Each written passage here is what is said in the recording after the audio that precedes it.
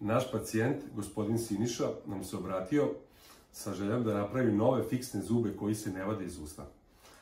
Mi smo to sad upravo uradili, odnosno danas smo mu predali privremene zube i sad ćete da vidite kako to sve izgleda.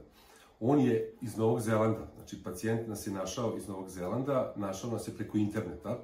Prvi put nas je video na YouTube-u i tamo je pogledao sve šta radimo i kako radimo i odlučio se da dođe. Tako je. Da. Kako ste vi ipak dugi put Australija, Novi Zeland, da li to vredi ili kako, šta?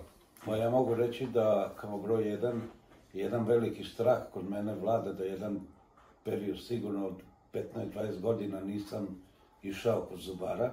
Slučajno sam vas video, krenuo sam da otvaram lajkove i kada sam video kako vi to radite, kako to sve izgleda, ja ne znam, dobio sam takvu neku pozitivnu energiju, ja ovo moram nazvati i onda dešavaju se čudne stvari od prvog poziva, od sestre Milice Dane i tako dalje. To je takav bio jedan pristup koji je meni još više doneo odluku da ja rezervišem. Jedino je bio moj uslov da morate vi biti tu prisutni. Imao sam informaciju da ste na godišnje možda u tom dobu, jun, juli, i ja onda kažem ja dolazim samo kad ste vi tu.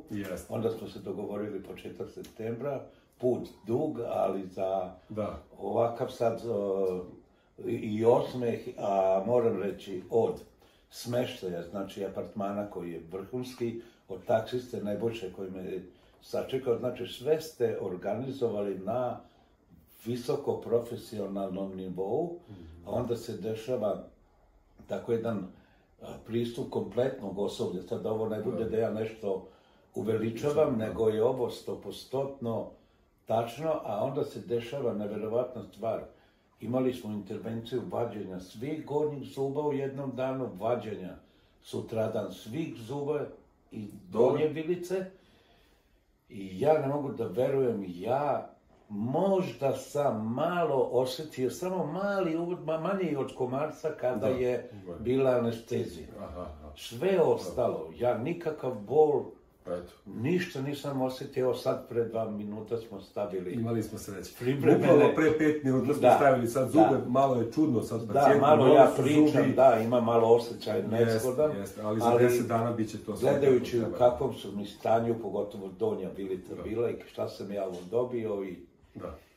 Male reći hvala, ja ne znam šta da kažem. Pošto mnogi pacijenti pitaju, pogotovo iz Australije i Novog Zelanda, ja ću sigurno preporučiti svim mojim drugarima da veći profesionalizam, pristup i uopšte kako vi imate taj osjećaj prema pacijentima, kao što sam ja sam mislio kad sam istigao, pa rekao i odustaću, ja toliko se bojim, a sad... Svaka vam čast. Veliko hvala.